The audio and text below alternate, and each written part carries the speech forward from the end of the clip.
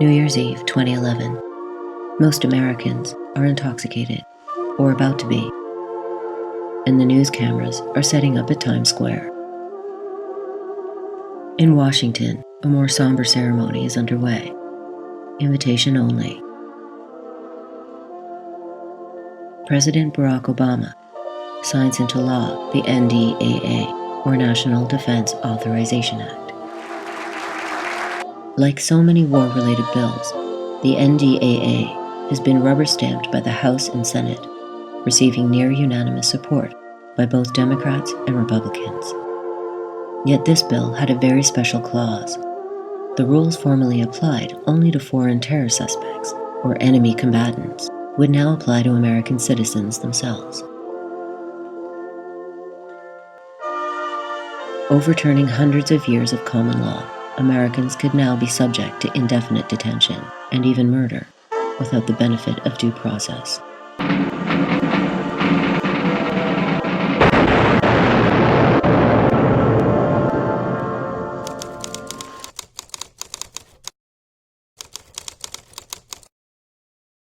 You have elites at the top, and then you have ordinary Americans who are subjected to this harsh system of punishment. And now we've created a new category, an even lower category, as part of the war on terror. That is for people who are accused of being involved in some way with terrorism, including people who are American citizens and those who are found on American soil. So if you are poor and indigent, you will be assigned a public defender who can spend an average of 7 minutes speaking with you during the course of your case, even if you're charged with a felony that can send you to prison for decades, but at least you get the pretenses, the trappings of due process. But if you're accused of terrorism, you basically are in a world where you are a subperson, a non-human, a world of complete lawlessness, which means that you can be detained by the government or even killed by the government without even a shred of due process. I talked earlier about how I stopped litigating and began writing about politics because I perceived there was this creeping extremism. The case that really alarmed me the most initially, that led me to do that, was the case of Jose Padilla, who was an American citizen arrested on US soil at Chicago International O'Hare Airport in 2002. And rather than being charged with crimes and having evidence presented against him and a jury of his peers convened in order to see if he could be convicted beyond a reasonable doubt with his guilt established, Padilla instead was declared by the president with no oversight or checks of any kind to be an enemy combatant and put into a military brig in South Carolina, where he remained for the next 3.5 years, was never charged with the crime, and was even held completely incommunicado. He was barred from any communication with the outside world, including even a lawyer, and was then tortured to the point that he now has very crippling and permanent psychological disabilities. This was the President of the United States asserting the power, without much resistance, to imprison. He was an American citizen, born in the United States, as much of an American citizen as anyone that you know, and yet he was imprisoned for 3.5 years without charges of any kind because the president claimed the right to imprison accused terrorists without having to prove their guilt. I had thought that was the most radical power that we would see a president assert, the most lawless and radical power, until a year ago when the Obama administration went much further than that and announced that it believes it has the power not only to eavesdrop on American citizens without warrants, or to detain American citizens without due process, but to target American citizens for death, for assassination, without a shred of due process, transparency, oversight, or checks and balances. And the Obama administration not only asserts this power, but has applied it and seized it by targeting the American-born cleric Anwar al-Awlaki and then killing him several months ago in Yemen by sending a drone over a car in which he was driving far from any battlefield and ending his life along with the lives of 2 other human beings in the car, one of whom was an American citizen. And then 2 weeks later, another drone flew over Yemen and killed his 16-year-old son, also an American citizen, and his 17-year-old cousin. So here you have a world not where due process is woefully inadequate, but where it simply doesn't exist. It's literally a world of lawlessness. And this is really what the abandonment of the rule of law has brought, which is the justice system treats you not based on what you've done, as blind justice requires, but based almost entirely on who you are. That really is the definition of the abandonment of the rule of law. Under the Bush and Obama administrations, the veil had been lifted once and for all, at least for those willing to switch the channel. Charlie Sheen has never been more candid about it and makes no excuses for it. He also shared with us some of what really happened that night last month when he was rushed to the hospital after a drug-filled night with porn stars. Now to the latest on Lance Armstrong and all the fallout after his admission to Oprah that he doped to win the Tour de France and other races during his cycling career. I want to discuss the last Fox debate in which a gay soldier got up at the debate on video and asked whether or not, as president, you would reinstate Don't Ask, Don't Tell. Well, Merry Christmas or Happy Holidays, a Christmas tree or a holiday tree? Which should it be? Depends on whom you ask. We've seen controversy, most notably prompted by the White House. It sent out cards, this card matter of fact, wishing a holiday season of hope and happiness. No mention of Christmas. I mean, guess what? There are bigger things out there going on in the world, in the news, in this country specifically. And so here, I'd like to play just a little bit of catch-up since we've been on break. Just in time to start off a brand new year, President Obama went ahead and signed the NDAA, the National Defense Authorization Act. The same authorization act that also includes a provision for indefinite military detention. A group of individuals from a wide range of backgrounds have filed suit against President Obama, Leon Panetta, and 6 members of Congress. The plaintiffs include rights activists, whistleblowers, authors, and professors, among them Chris Hedges, who all believe their First Amendment rights have been violated and feel imminent danger due to the president's recent National Defense Authorization Act, known as the NDAA. We had a huge turnout this morning. There were several hundred people waiting in line. From what I also understand, people were coming in the front entrance as well. The main courtroom, from what I understand, was full capacity, and we spilled over into a secondary room on a lower floor, and there were probably at least another 100 to 200 people present in that room. On December 31, 2011, President Obama signed into law the National Defense Authorization Act for fiscal year 2012. A bill passed each year. Section 1021 of the bill provides sweeping powers of detention through vague and undefined terms. Critics say it grants the government to arrest any American citizen or anyone anywhere without warrant and to indefinitely detain them without any charge. Whatever high ground that we ever held on our moral conviction that we believed in a democracy no longer applies. I mean, we now are the people that are conducting the war of terror. It's not the war on terror, it's the war of terror. On September 12, 2012, the suit had one of its biggest victories. The judge did rule in favor of the plaintiffs that portions of the act were not constitutional. And that was heartening to hear, that a judge would say that at the federal level. Locally here in New York, I guess it's the Southern District, and that was overturned in the appeals court. On October 2, 2012, a stay against the permanent injunction was granted by a 3-judge motion panel of the 2nd District U.S. Court of Appeals, pending appeal on the merits. The government is being more and more aggressive. It's asserting more and more rights to enter other parts of civil life in the name of fighting terrorism. That goes too far. If we don't have cases like this fighting back, the government will grasp more and more power. Wednesday's court hearing was open to the public. Campaign partners say that over 60,000 emails have been sent to Congress calling on the reversal of Section 1021 of the NDAA. Basically, what they're saying is that everyone from journalists to war correspondents to activists are in danger of imminent detention and arrest. Susan Madaris, Press TV, New York. But for my purposes on the so-called war on terror, what it does is continue what I call the Bush-Obama policies. The first of those policies is indefinite detention, that you can pick up people anywhere in the world, and what's interesting, including American citizens, and hold them indefinitely without trial, and even hold them offshore. We expected this last Congress to try and put in legislation that would at least prohibit the holding of U.S. citizens. They didn't, so it's still authorized by the law. And of course, that's the lawsuit that Chris Hedges and Daniel Ellsberg have gone to court to try and declare that section of the old law, now of the new law, unconstitutional. So you have an NDAA that first allows indefinite detention of anyone in the world, including U.S. citizens. Secondly, before you get into that, Michael, wasn't there some amendment that came out of the Senate that ensures, or at least is supposed to ensure, habeas rights for U.S. citizens? Well, they have a habeas right, but they can still be held indefinitely in detention. So explain what that means, a habeas right. Okay. Everyone now, because of the cases we won at the center over the last 10 years, has a right to go to court and say to the court, which will say to the jailer, the United States, are you holding me legally? The problem with it is legally is now defined by the NDAA as holding someone in indefinite detention. President Obama had been elected with the promise of change, including in the foreign policy arena. Widely perceived as an anti-war candidate, he would instead codify into the executive branch the rights of a medieval king.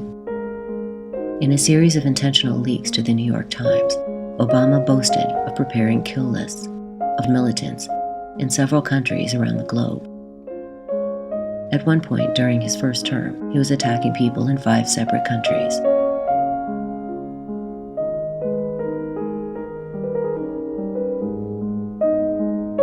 Where previously assassinations had been considered taboo, they would now be celebrated as the new model of efficient warfare.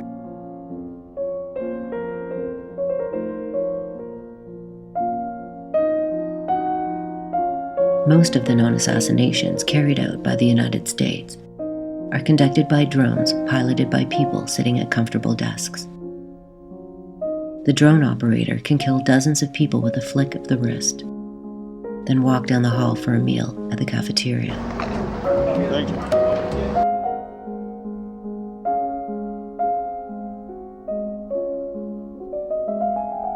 The dehumanization inherent to such methods can be seen in the language employed by drone operators, hearkening back to the most vicious propaganda campaigns from past genocides. The human beings killed in drone strikes are referred to as Bugsplats. Die Anopheles-Mücke bringt die Malaria. Die Gelbfiebermücke, auch ein Todfeind des Menschen.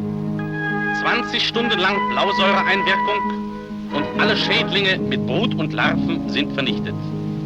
The training time greatly reduced, the sophistication greatly increased, and we saw those thousands of hours that teenagers and young adults spend gaming directly applicable to unmanned systems operations.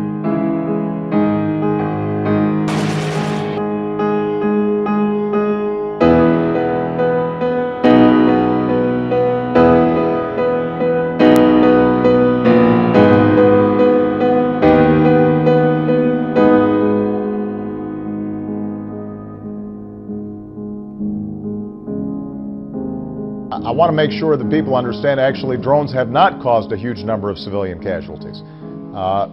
For the most part, they have been very precise, precision strikes against Al-Qaeda and their affiliates. The president is lying.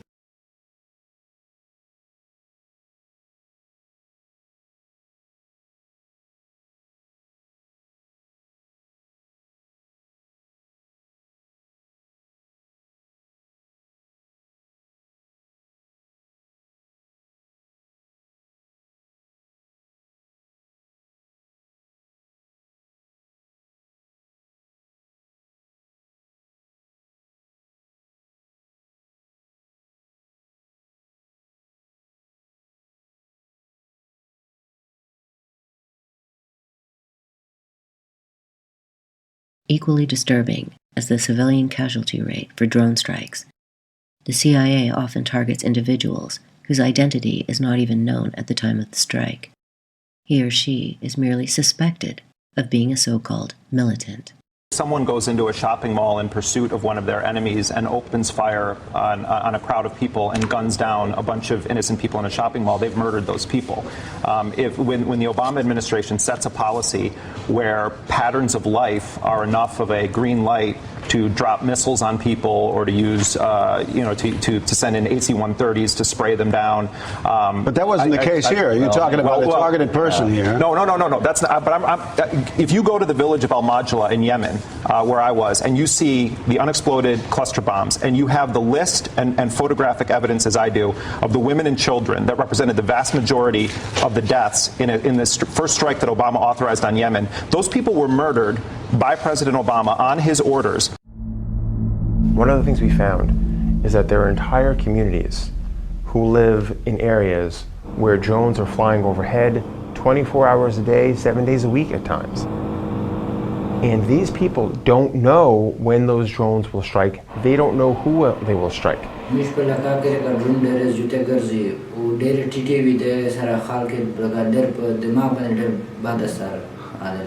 The result is symptoms of psychological disorder, of trauma, of severe anxiety, and of dysfunctionality. We heard stories of people who won't leave their houses. The drone stream د زمون په علاقه باندې لکه ډېر زیات اثر یې غورځولی دی. اکثر خلک باندې خو دومره زیات ذهني پرشر نه اچولی شوی دی چې پېښور ته ډاکټران ته ځي درومي.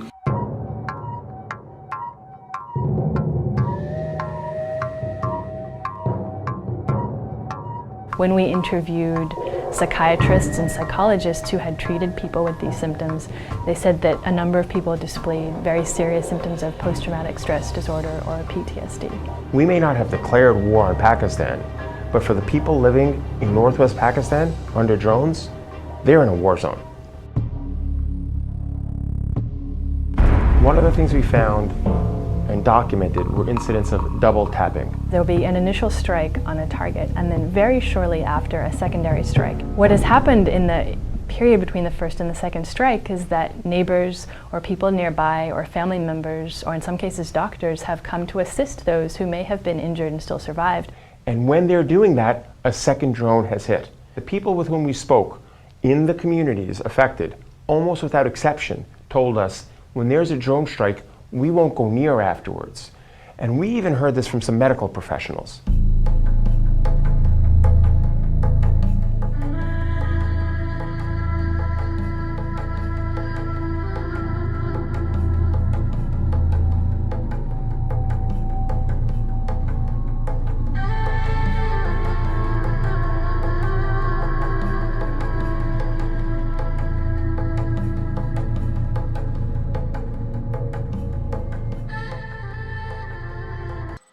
These so-called militants are doing precisely what U.S. citizens would do if a foreign power were bombing and or invading the United States.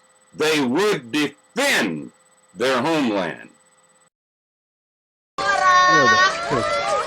Tears and anger after another airstrike left again innocent civilians dead. This time around, the attack took place in Garuch, a remote village in the Lagman province that was attacked by coalition forces for the fourth time in the past year. These people show us the clothes of those who died. I lost everything, says this woman. I lost my husband and my 2 sons. What have I done wrong? There is nothing left for me except these orphans. Days after the attack, the villagers are still collecting the body parts, and children cry, fearing that the bombs will come again. The people in the village say they're tired of the bombs and of seeing their children die. There is no Al-Qaeda here, no Taliban, they say. To me, what I wrote about recently is I think the central problem is a lack of empathy, and my biggest wish is that every American in sort of a national collective exercise would spend just 10 minutes thinking about the following question, which is, suppose there was a Muslim country that invaded the United States with 150,000 troops and proceeded to occupy our country for the next 8 years, dropped bombs on wedding parties, slaughtered men, women, and children who were innocent, created prisons in our country where they arrested American citizens and put us for years without charges, created an overseas island prison where they shipped some of us to there without any recourse whatsoever, and at the same time we're threatening to do that to several other Western countries. How much rage and anger and a desire for vengeance and violence would we feel towards that country that was doing that to us? I mean, just look at what the singular one-day attack of 9/11, the kind of anger and rage it unleashed. And I think if Americans were to think about how we would react towards other countries and what we would want to do to them if they were doing to us what we are now doing to them, I think a lot of light would be shined on what it is that we're really achieving in terms of our national security.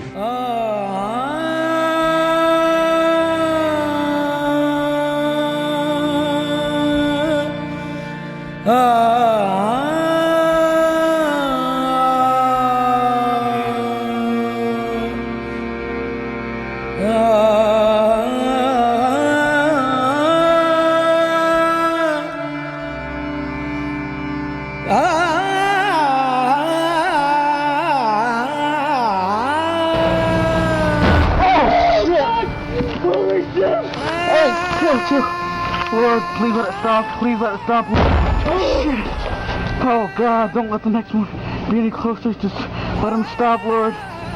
No way. As acknowledged by Robert Grenier, a former CIA counterterrorism head, the inevitable result of bombing foreign countries is actually to increase, not decrease, the number of people who are willing not only to defend their homelands with force, but who may even engage in actual terrorism against the United States. We have gone a long way down the road of creating a situation where we are creating more enemies than we are removing from the battlefield, he stated. We are already there with regards to Pakistan and Afghanistan. If Grenier and other counterterrorism experts are correct, the drone strikes and other violent forms of counterinsurgency are actually creating more enemies rather than less. Why are other options not being pursued? To ask this question is perhaps to miss the entire point. War, said General Smedley Butler, is a racket. Without enemies, there can be no war. And without war, there can be no military, industrial, intelligence, complex.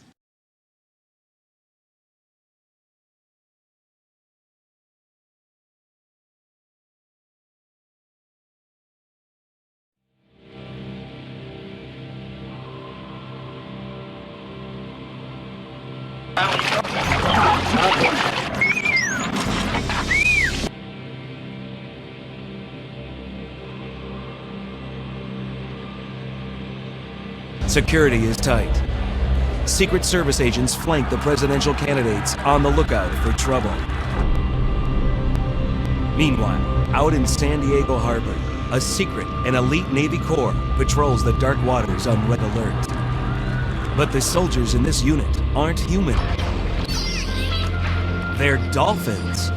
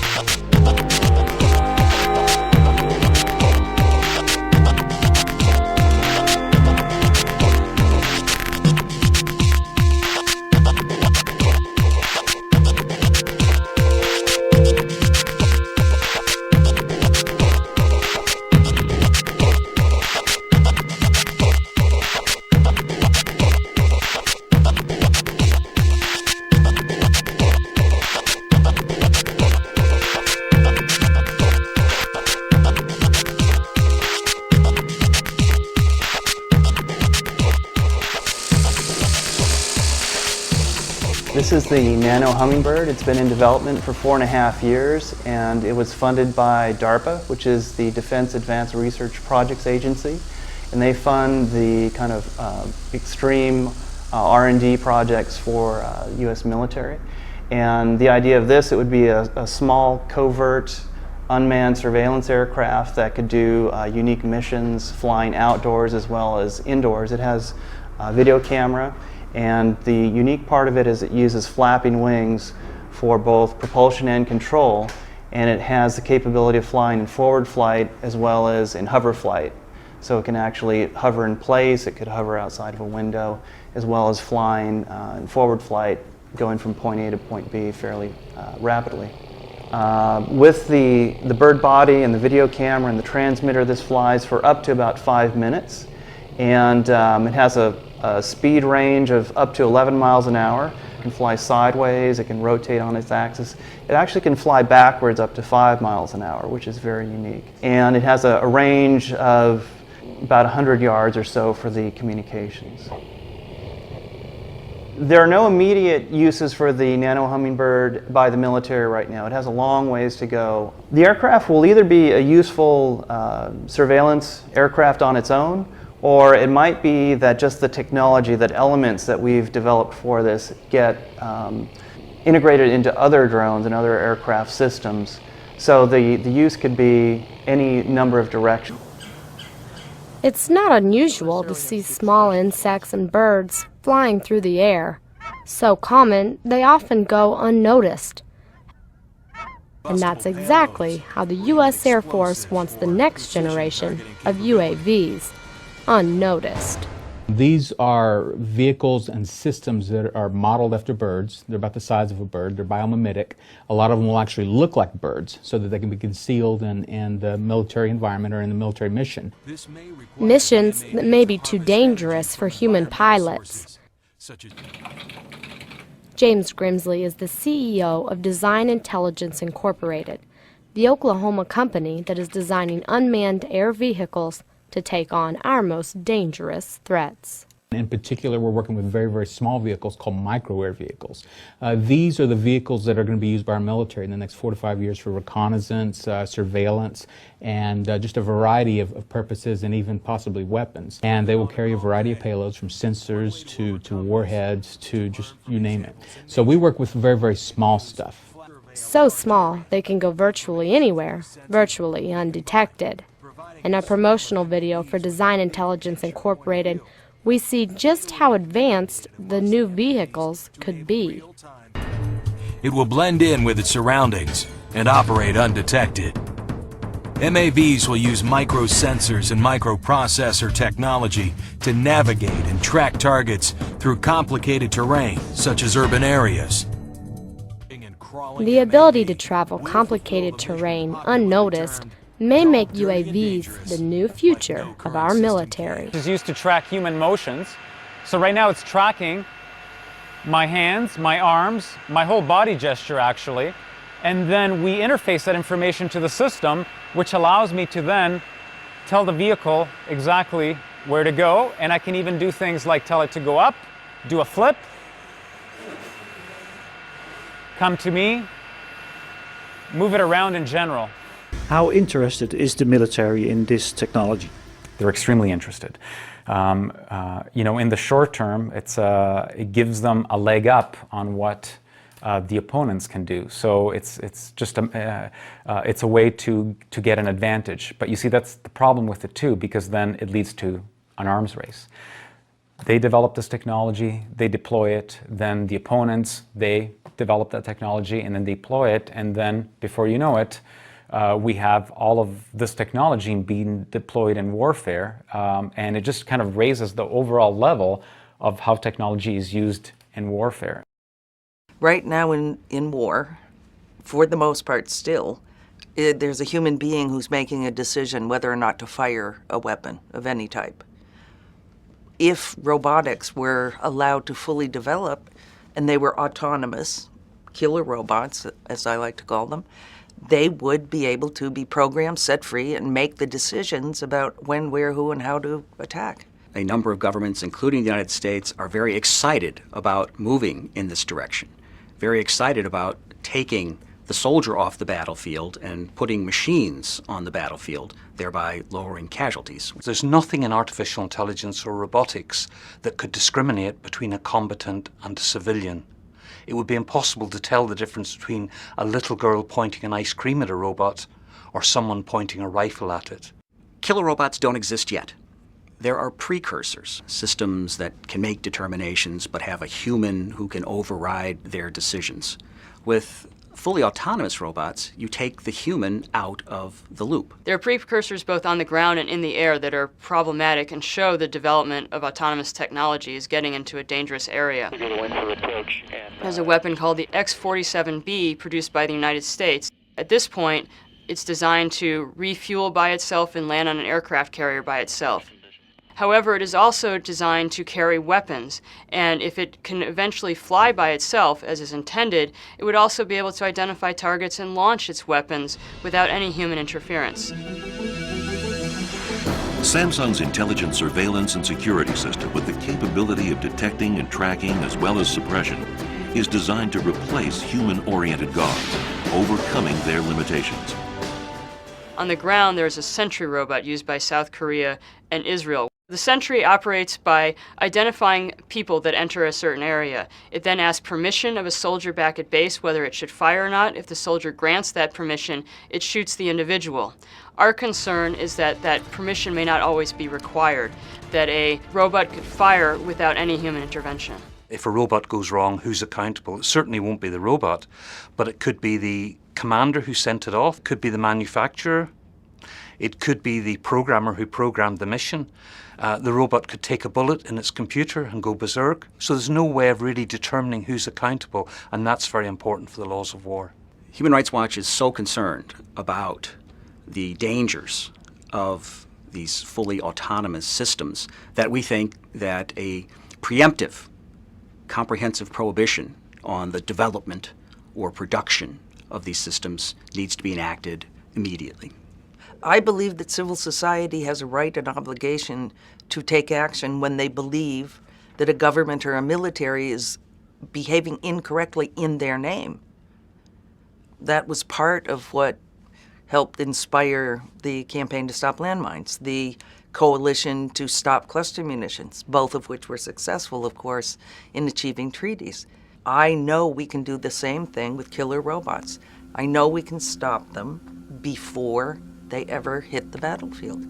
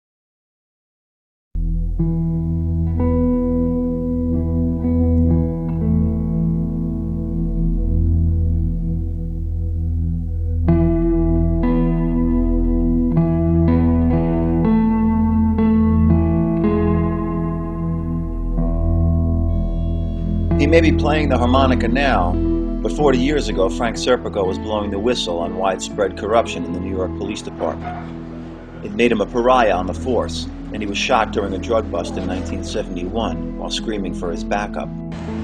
This is what the system wants to do. It wants to intimidate the good guys.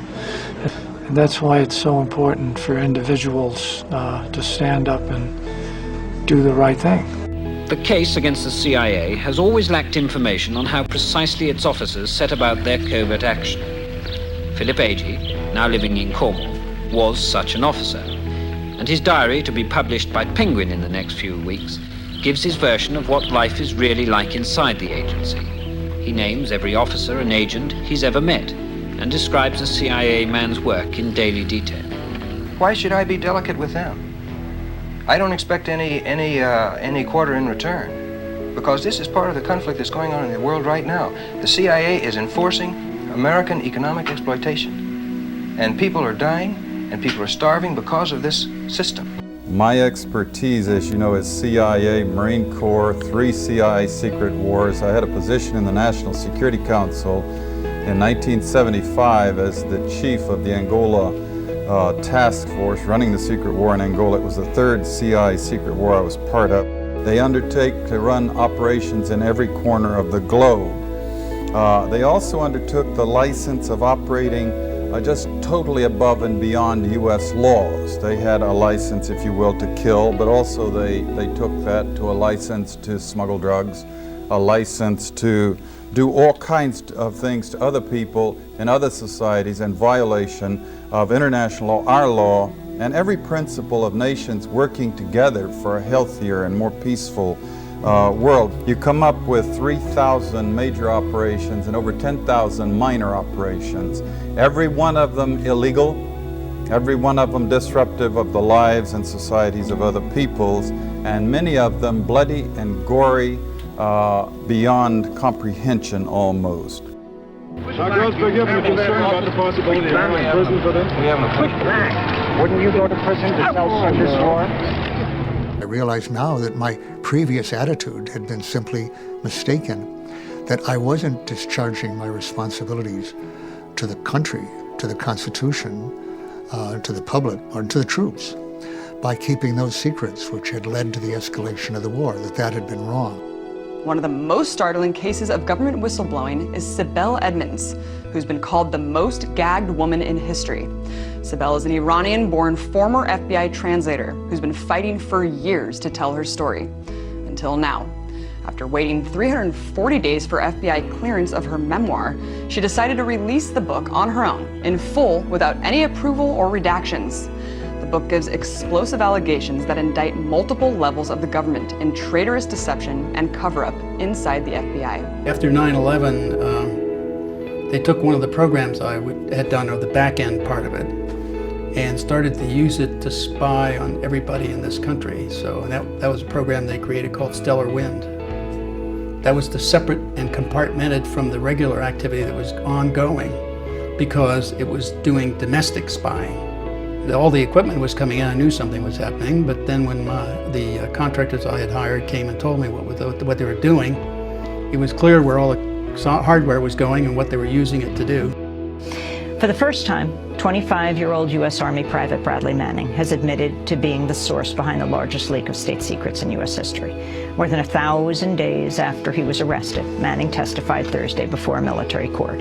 He said he leaked the classified documents to the whistleblowing website WikiLeaks in order to show the American public the true costs of war. Reading for over an hour from a 35-page statement, Manning said, quote, "I believe that if the general public, especially the American public, had access to the information, this could spark a domestic debate on the role of the military and our foreign policy in general." Over the course of the hearing, Bradley Manning took responsibility for leaking the so-called collateral murder video of an Apache helicopter attack in Iraq. Come on, fire! Roger. Keep shooting. Keep shooting. Clear. Come on. Clear. Clear. one individual has been punished, Bradley Manning, in jail accused of leaking the video. The charges: downloading and disseminating classified information. How could anyone justify shooting up that van, shooting up the person who was crawling onto the curb? These are war crimes, pure and simple. When I learned to be a soldier, an officer in the U.S. Army, I learned that you don't shoot at civilians, you certainly don't shoot at people trying to rescue the wounded, and you don't blow up vans with a couple of children in them. In the Pentagon investigation report, there's no mention of war crimes. The pilots had reacted adequately. Here's the government saying that we did no wrong, but yet they lied. They covered up the story. They covered up everything. And then all of a sudden being like, okay, well, Bradley Manning, who released this video, he's the wrongdoer in this whole situation. I think that Bradley Manning is a hero. I believe that this is a human being who is compassionate, who saw illegal activities taking place on a video. Granted, it was a couple years later, but still wanted the world to see that these actions are intolerable. And, you know, yeah, he's a hero for showing it. He's a hero for releasing it. My view on Bradley Manning is that he's a very courageous young man who, with 22 years, did what I didn't have the guts to do during the Vietnam War. I started my change of views as late as 1973 on the Vietnam War, and then we progressed to the early 1990s, and then we progressed to 9/11, and my views steadily became stronger that what the CIA was doing was wrong. I now am ashamed to have ever worked there and wish that I had not. Up until a couple of years ago, I found that impossible to say. Now I think I must make that statement. And I think that we are going to need a Truth and Reconciliation Commission soon, not only for what our elite has done to Americans, but for what our elite has done in our name to the third world. And the United States of America set back national liberation and collective public intelligence by 30 years easily. I believe strongly that until we have fundamental change in the United States, domestically, in the domestic system, until we have some kind of real democracy in this country, participatory democracy, where people have a say, and where we end the re-election of 95 to 97% of incumbents at every election, where there is a real political debate. Until we change the domestic system, we're going to have elitist control of the United States, we're going to have these foreign adventures and the grisly things, as I mentioned, that the CIA does abroad. So the real problem is here at home.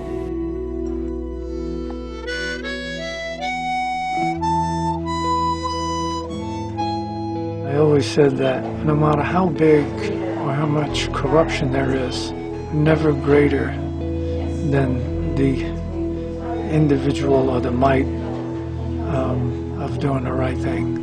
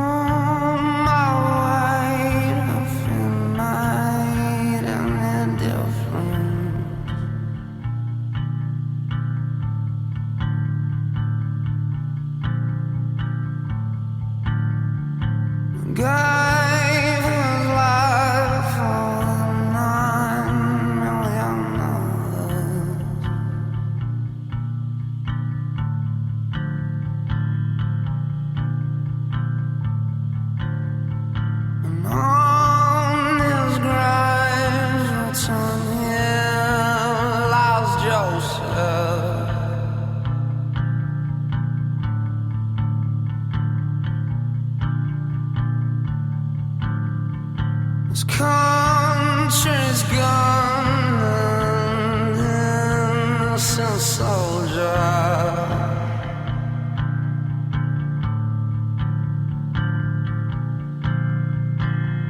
Fight your way out of this one. Fight your way out of this one. Fight your way out of this one. Fight your way out of this one. Grow a blood-red vision for all their good intentions.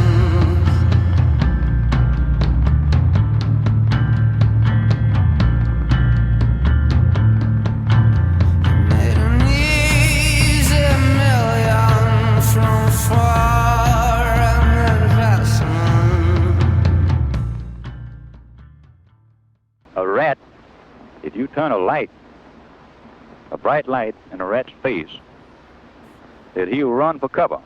And it doesn't make any difference whether that rat is in the city dump or in the city hall.